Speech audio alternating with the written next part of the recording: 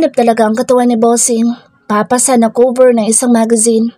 Ang sarap ang pagmasdan ng mga naglalakihang muscles niya sa braso na gumagalaw. Tagaktak na rin ang pawis niya sa muka, maging sa katawan.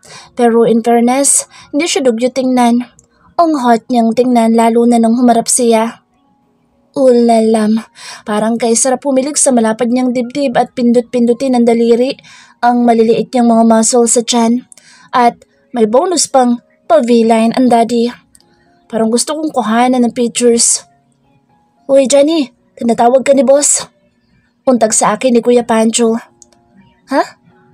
Tila doon lang nabalik ako sa tamang pagsip at tumingin sa mukha ni Boss Raymond.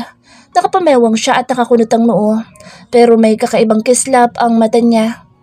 Huli ako, pero di kulong. Sunod-sunod ang kagat ko ng pizza habang pinapanood si Boss Raymond na nagpupukpok na naman ngayon. Tapos ko nang gawin ang pinapagawa niya sa akin. Tumawag na rin ako sa hardware para magpa-deliver ng mga gamit dito. Mataas na ang araw pero tuloy-tuloy pa rin ang mga trabahador sa ginagawa. Unti-unti na rin naayos ang bubungan ng barn house. Yung mga kulungan na lang ang ginagawa at hands-on doon si Bossing, katulong sila Kuya Pancho. Ako naman, hands-on din sa pagtitig sa kanya habang prente ako nakaupo dito sa ilalim ng puno ng mayabong na nara.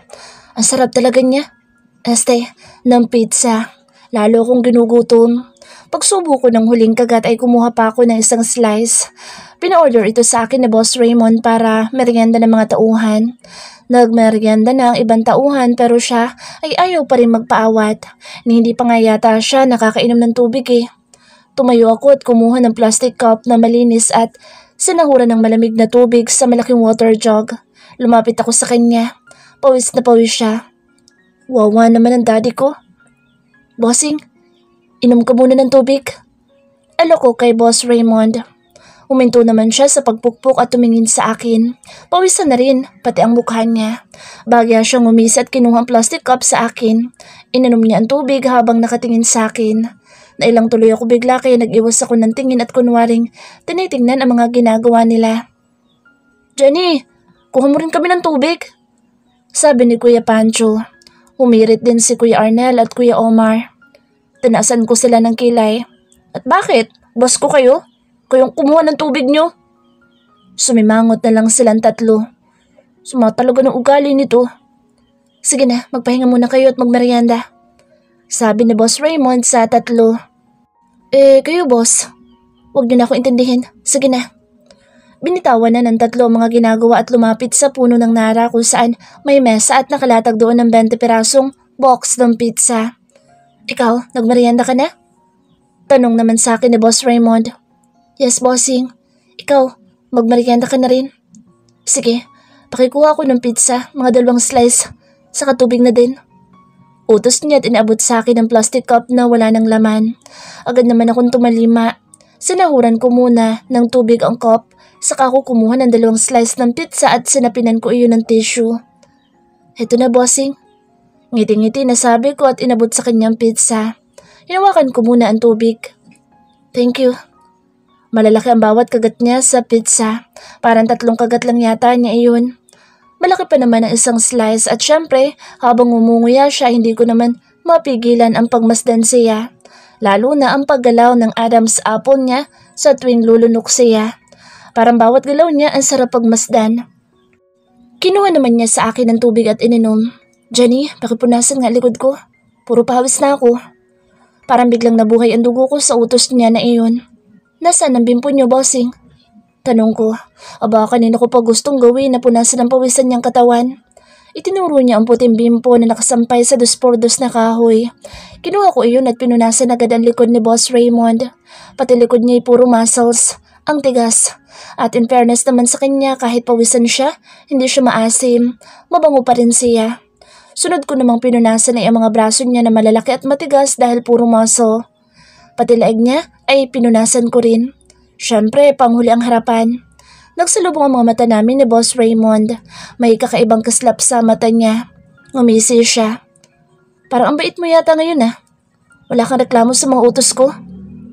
Ngumuso ako. Bakit? Ayaw niyo ba na mabait ako, bossing? Siyempre, gusto. Di magiging mabait na ako mula ngayon. para magustuhan mo ko. Dugtong ko pa sa isip ko. Suod ko namang pinunasan ay ang malapad na dibdib niya.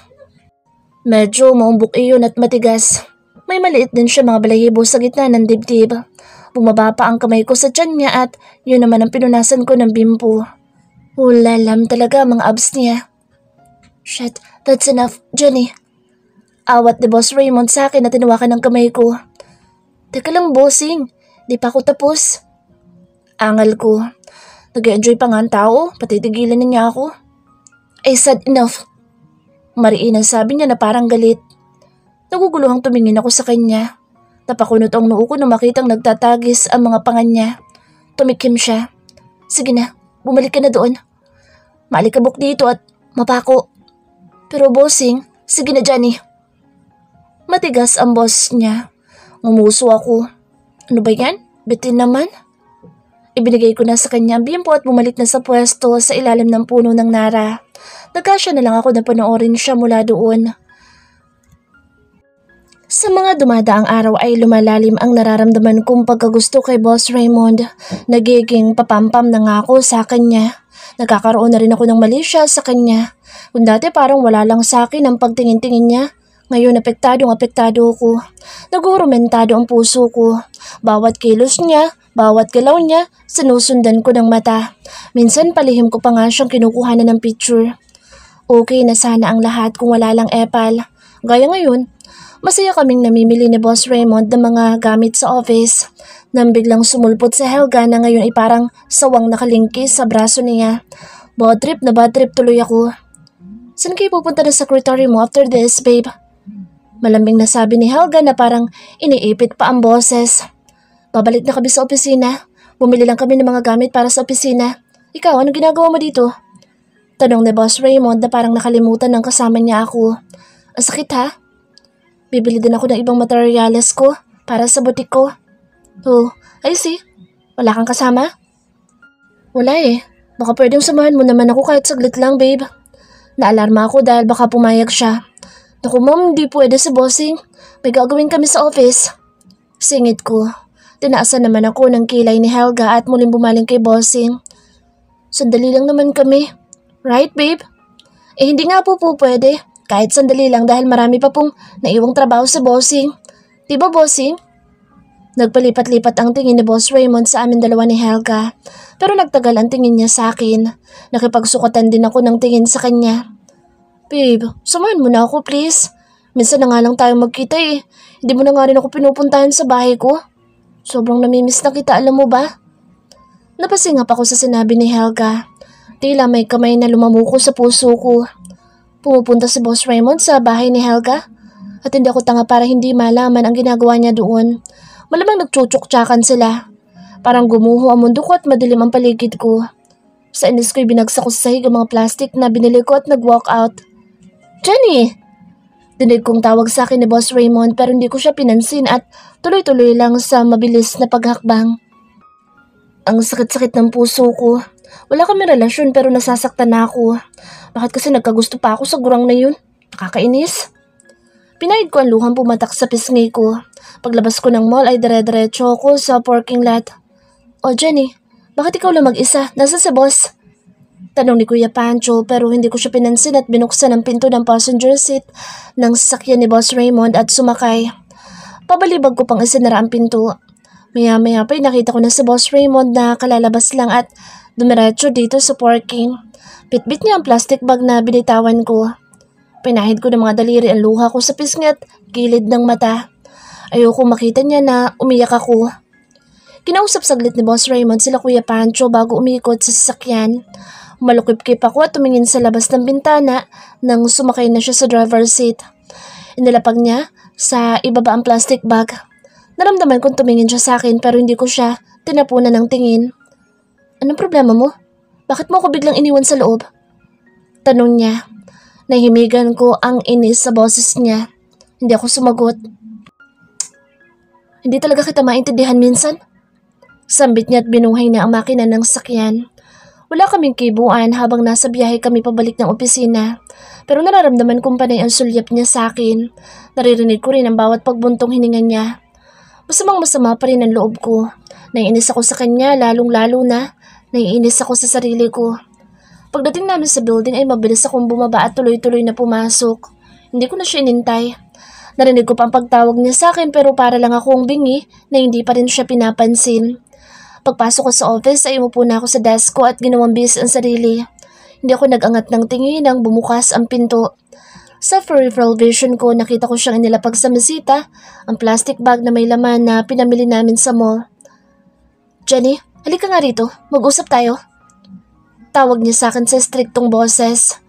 Tumingin lang ako sa kanya at hindi nagpatinag sa pagkakaupo. Pero mukhang napipiko na siya. Lumapit siya sa akin at hinawakan ako sa braso at hinilang patayo. Bakit ba, bossing? Sikmat ko. Mag-usap tayo. Hinila niya ako sa gitna. Ipinigsi ko naman ang braso kong hawak niya at binitawan niya iyon. Namawang siya at matiim na tumingin sa akin. Anong problema mo? Okay naman tayo kanina, tapos bigla-bigla nagkakaganyan ka? Wala akong problema. Akmang tatalikod ako para bumalik sa desk pero pinigilan niya ako sa braso. Anong wala? Puro ka wala. Tumingin ka nga sa akin. Tumingin ako sa kanya. Naghinang ang mga mata namin. Bumilis naman ang tibok ng puso ko. Ganito naman lagi kapag nagsasalubong ng matagal ang mga mata namin. Ano, magsalita ka. Sabihin mo ang problema mo. Hindi yung para kang batang nagbamaktol. Wala akong sasabihin. Ngumisi siya. Yung reaksyon ng mukha niya ay parang napipiko na. Alam mo bang nakakahiya ang ginawa mo kanina sa harap ni Hal? E di puntahan mo ang babae mo. Sabihin mo sa kanya, sorry kasi nakakahiya ako. Magsama kayong dalawa. Mataas ang boses na sabi ko. Hindi ko gusto na binibigkas niya ang pangalan ng babaeng iyon. Natigilan naman siya at lalong tumiin ang tingin sa akin. Sabihin mo nga sa akin, nagsiselos ka ba kay Helga? Oo, nagsiselos ako. Oh, ano ngayon? Napasinghap ako sa sinabi ko at napakagatlabi. Natigilan naman siya saglit pero unti-unting gumuhit ang ngisi sa labi at humakbang palapit sa akin. Umatras naman ako pero hinapit niya ako sa bewang at kinabig. Itinukod ko naman ang dalawang kamay sa kanyang dibdib dahil dikit na dikit ng aming katawan. Dama ko ang init na sumisingaw dito. Tila trumiple pa ang bilis ng tibok ng puso ko. Lumunok ako kasabay ng pag-iinit ng mukha ko. Tama bang narinig ko? Nagsaselos ka?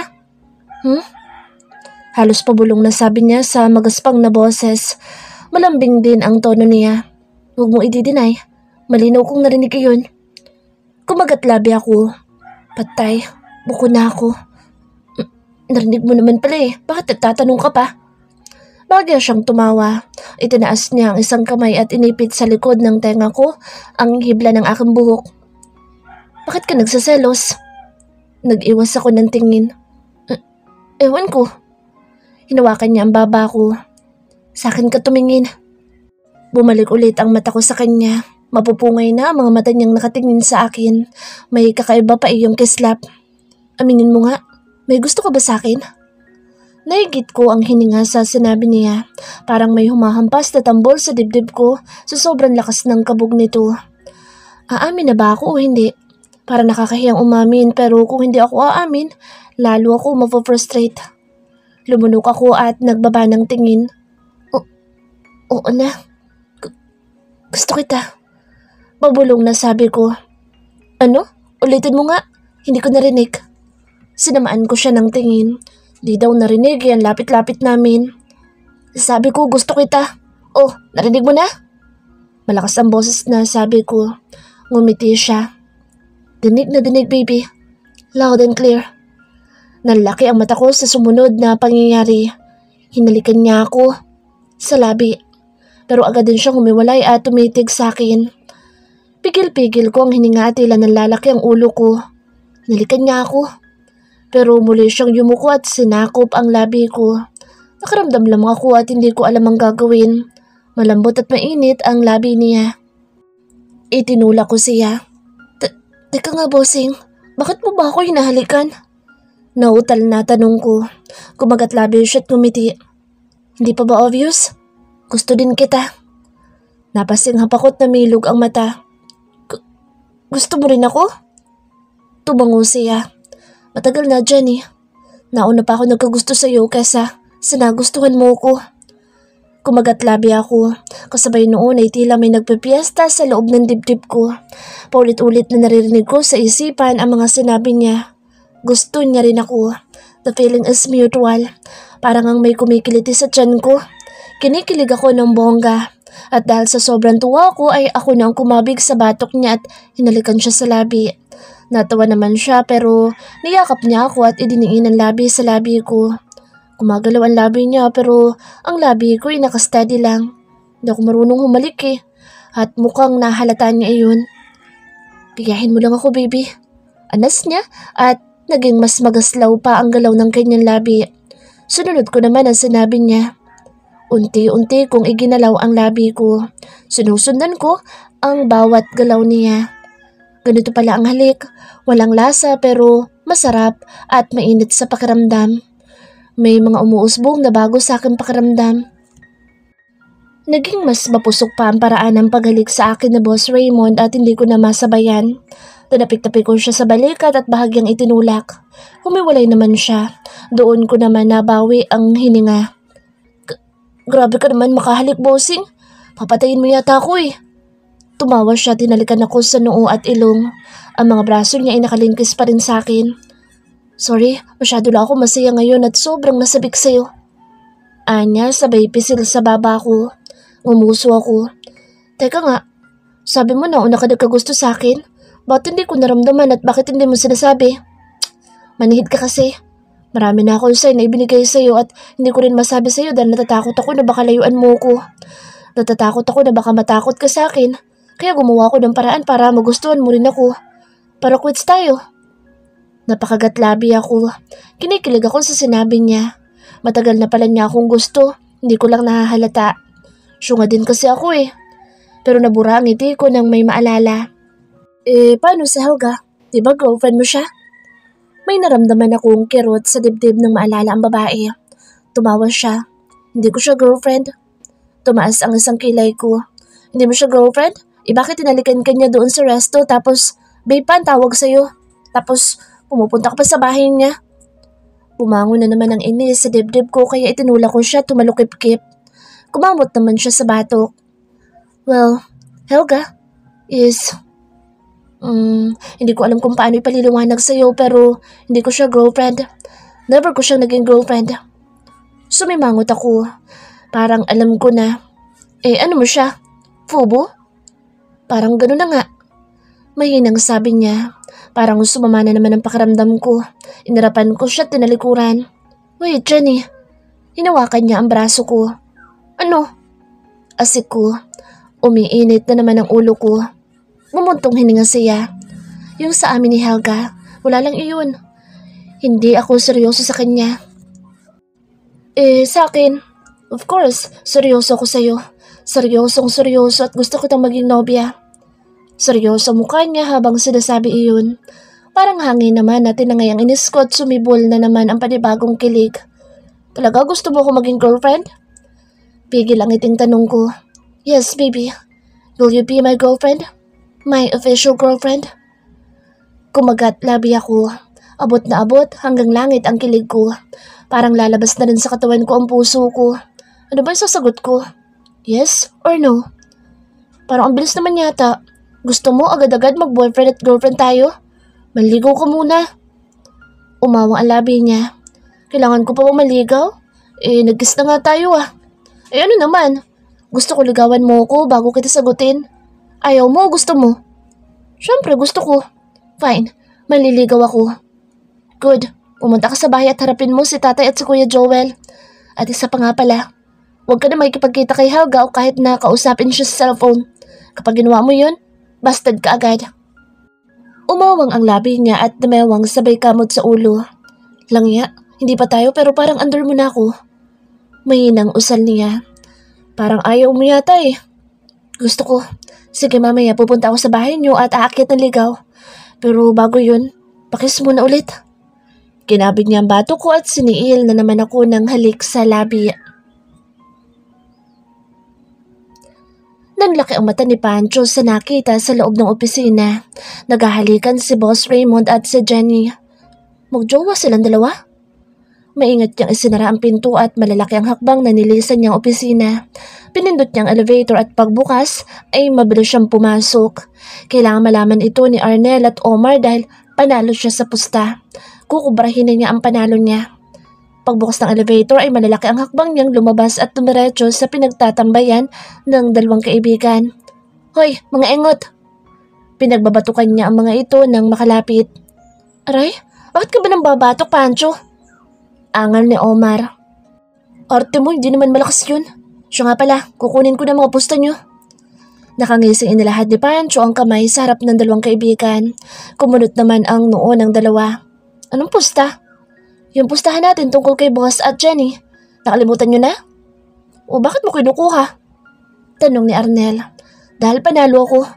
Tama ang hula ko. Si Boss at si Jenny na. Weh, paano mo naman nasabi? Ginugulangan mo lang kami. Diskumpiyadong sabi ni Omar. Baliw. Di ko kayo ginugulangan. Nakita ko si Boss at si Jenny. Naghahalikan sa opisina. Halos pabulong na sabi ni Pancho. Nalaki naman ang mga mata ni Omar at Arnel. Totoo? Totoong totoo. Nakita mismo ng dalawa kong mata. Kaya akin ang mga pusta nyo. Hindi kami naniniwala. Maniniwala lang kami kapag nakita mismo namin. Saka namin ibibigay ang pusta. Oo nga. Pinagbabatukan ulit ni Pancho ang dalawa. Kagat-kagat ko ang labi habang nakadikit ang tenga ko sa pinto ng kwarto ko. Nakita ko sa bintana ang pagdating ni Boss Raymond at may dala pa siyang bulaklak. Tinotoo nga niya ang sinabi ko na manligaw siya. Kala ko hindi niya gagawin eh. Kinikilig ako pero kinakabahan din sa magiging reaksyon ni tatay at ni Kuya Joel. Magandang gabi ho, Mang Elias. Lumakas ang kabog ng dibdib ko nang marinig ang malaking boses ni Boss Raymond. Ikaw pala, Raymond. Naparito ka. Pasok ka. Salamat ho, Mang Elias. Ano ba sadya mo at may dala ka pang bulaklak? May sasabihin ho sana ako sa inyo, Mang Elias. Si Jenny ho pala. Nasa kwarto niya. Teka lang at tatawagin ko. Lumayo ako sa pinto at inayos ang suot kong damit at shorts na kalahati ng hita ko ang iksi. Ilang sandali pa ay kumakatok na si tatay sa pinto ng kwarto ko. Jenny, nandito ang boss mo, hinahanap ka. Tumikhim ako. Opo tay, lalabas na. Umugot muna ako ng malalim na hininga ng 3 beses bago ko binuksan ang pinto. Kumakabog pa rin ang dibdib ko sa kaba. Boss Raymond, narito ho pala kayo. Dinig kong sabi ni Kuya Joel, lalo tuloy tumahip ang kaba sa dibdib ko. May sasabihin daw siya. Isang hugot ng malalim na hininga ang ginawa ko bago ako humakbang at tumungo sa sala. Doon ay naabutan ko ang 3 lalaking importante sa buhay ko na magkakaharap. Nakaupo sa mahaba naming supang kahoy, si Boss Raymond na gwapong-gwapo sa suot na asul na jeans at itim na t-shirt. May hawak siyang isang malaking bouquet ng red roses. Nakaupo naman sa tig-isang single na upuan si tatay at si Kuya Joel. Nabaka sa muka ang kuryosidad dahil sa biglaang pagdating ni Boss Raymond at may dala pang bulaklak. Tumikim ako. Halos sabay-sabay silang tumingin sa akin. Nandyan ka na pala. Nandito ang boss mo. May sasabihin daw siya. Sabi ni tatay. Tumayo naman si Boss Raymond at iniabot sa akin ang bouquet ng red roses. For you. Malambing na sabi niya. Thank you. Kinuha ko naman ang bulaklak at kiming ngumiti sa kanya. Naamoy ko ang bango ng bulaklak. Kumagat-labi ako para pigilan ang kilig at ngayon lang ako nakatanggap ng bouquet ng red roses. Tumingin ako kay tatay at Kuya Joel. Nakatingin din silang dalawa sa akin at sa bulaklak na hawak ko. Parang nagtataka sila at naguguluhan. Umupo naman ako sa tabi ni Boss Raymond at ipinatong sa kandungan ko ang bulaklak. Ano bang sasabihin mo, Raymond, at bakit mo binigyan ng bulaklak ang bunso ko? Tanong ni tatay. Tumikhim si Boss Raymond. Mang Elias, Joel, gusto ko sana magpaalam sa inyo. Liligawan ko si Jenny. Anya at tumingin sa akin. Kumagat-labi ako at yumuko. Umawang ang labi ni tatay at ni Kuya Joel. Ano? Liligawan mong bunso ko? Abay bakit? Napanguso ako. Talagang itinanong pa ni tatay kung bakit. Malamang, kaya nga nanliligaw dahil gusto ako ng tao. Gusto ko ang anak niyo, Mang Elias. Kaya nagpapaalam mo ako sa inyo. Dalawa ni Joel, naliligawan siya. Pero may nagugustuhan ang bunso ko na kasamahan niya sa trabaho. O baka naman, Tumingin sa akin si tatay. Ikaw ang lalaking gusto ng anak ko. Kumagat-labi ako at nilaro-laro ng daliri ang bulaklak. Ako nga ho, Mang Elias. Natatawang pagkumpirma ni Bossing at ngumisi pa siya sa akin. Naku, abay sigurado ka ba liligawan mo tong bunso ko? Ubod ng maldita yan. Alam ko ho yun, Mang Elias. Ilang beses na rin niya akong minalditahan at minsan nga ho parang mas boss pa siya sa akin. Pero seryoso ho ako sa anak niyo. Gustong gusto ko ho siya. Sana ho ay ayos lang sa inyo ni Joel na ligawan ko ang bunso niyo. Ani Bossing at tumingin kay Kuya Joel. Bumuntong hininga si tatay at tumingin sa akin. Ngumuso lang ako at binigyan siya ng tingin na sana payagan niya si Boss Raymond na ligawan ako. Wala namang problema sa akin, Raymond, naligawan mo ang bunso ko. Natutuwa nga ako na lalaki kang pumunta dito at hinarap kami. Nangangahulugan lang iyon na nararespeto mo kami. Gumuhit ang ngiti ko sa labi sa sinabi ni tatay. Akala ko itututol siya Pero nawala ang ngiti ko nang tumikim si Kuya Joel. Napunta sa kanya ang tingin namin tatlo. Medyo kinabahan naman ako dahil baka tutol siya. Matiim ang tingin sa akin ni Kuya Joel pero maya-maya lang ay ngumiti siya. Wala din naman akong tutol na ligawan mo ang kapatid ko, Boss Raymond. At least, kilala namin ang lalaki maliligaw niya. Kampante kami ni tatay sa iyo dahil alam namin mabuti kang tao. Napangiti na ako sa sinabi ni Kuya Joel at tila may naalis ng mabigat na bagay na nakadagaan sa dibdib ko. Wala na akong alalahanin ngayon dahil alam na ni tatay at kuya ang tungkol kay Boss Raymond. Sagot ko na lang ang kulang. Kami na ni Bossing. Pero syempre, hindi ko agad ibibigay yun, no? I-enjoyin ko muna ang paliligaw niya at parusa niya rin yun dahil pinasasama niya ang loob ko dahil kay Helga. Salamat, Joel. Makakaasa kayo ni Mang Elias na aalagaan ko si Jenny. May tiwala ako sa iyo, Raymond. Nagtagal pa si Boss Raymond sa bahay namin. Mag-isa lang pala siyang pumunta dito at hindi kasama sila Kuya Pancho. Inalok pa siya ni tatay at ni kuya na kumain pero tumanggi siya dahil kumain na siya bago pumunta dito. Kaya beer na lang ang inalok ni tatay at ni kuya. Si tatay talaga, para-paraan para makainom. Halos silang tatlo ang lagi nag-uusap at salingkit lang ako. Hindi naman kasi ako makarelate sa pag-uusap nila tungkol sa sabong. Pero ang sarap nilang pagmasdan dahil magkakasundo sila. Tumayo na lang ako at ginawan sila ng pulutan. So paano ba yan? Ginawa ko ng gusto mo. Umakyat na ako ng ligaw. Ani Boss Raymond nang ihatid ko siya sa labas. Nagpaalam na siya na uuwi dahil lumalalim na ang gabi. O tapos, humalikip-kip ako at tinaasan siya ng kilay. Gusto ko siyang asarin. Namulsa naman siya. Kailan mo ako sasagutin? Kakaumpisa mo palang manligaw tapos sagot na agad ang iniisip mo? Kumamod siya sa batok. Excited na ako sagutin mo. Ngumuso ako para pigilan ang pagngiti. Maghintay ka. Pero sasagutin mo naman ako, di ba? Depende. Bumuntong hininga siya at ngumisi. Mukhang pahihirapan mo muna ako Bakit, nahihirapan ka na? Weak ka pala Sinabi ko ba? At anong weak? Kapag sinagot mo na ako, malalaman mong hindi ako weak. Anya at Pilyo ngumiti sabay kindat. Nag-init naman ang pisngi ko. Humakbang siya malapit sa akin. Baka pwedeng makahingi naman ng kiss dyan bago ako umalis. Hirit niya na nakatingin sa labi ko. Luminga naman ako sa bahay. Sakto namang sumilip sa pinto si tatay at si Kuya Joel. Kagi, nandiyan si tatay at kuya. Bulalas ko at bahagya siyang itinulak. Umungol naman siya at dumistan siya ng konti. Tumingin siya kay tatay at Kuya Joel. Mang Elias, Joel, una na ho ako. Paalam niya. Mag-iingat ka, Raymond. Sabi ni tatay at kumuway pa sila ni kuya. Bumali ulit sa akin si Boss Raymond. Una na ako. Sunduin na lang kita bukas na umaga. Wag na. Kasabay ko si Carlong pumasok. Tanggi ko. Isabay na rin natin siya. Nakangising sabi niya. Ilang sandaling nakatitig siya sa mukha ko, partikular sa labi ko. Alam kong gusto niyang humalik pero hindi niya magawa dahil nandiyan si tatay at Kuya Joel. Kaya umimas na lang siya sa batok at nag-excuse na sa akin at sumakay na sa sasakyan niya. Hinatid ko muna ng tanaw ang sasakyan niyang papalayo bago pumasok sa bahay. Sinalubong ako ng panunukso ni tatay at ni Kuya Joel. Akala ko ba galit ka kay Boss Raymond? Bakit ngayon gusto mo na siya? Nakangising tanong ni Kuya Joel.